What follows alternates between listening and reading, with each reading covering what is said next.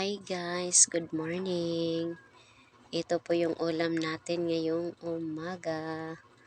Ayan, mga maliliit na hipon guys. Ginawa kong torta.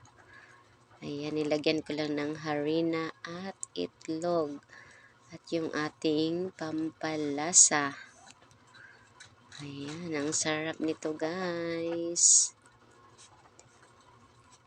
Yummy, yummy. Tara, kainan na tayo mga palangga. Thank you for watching. God bless.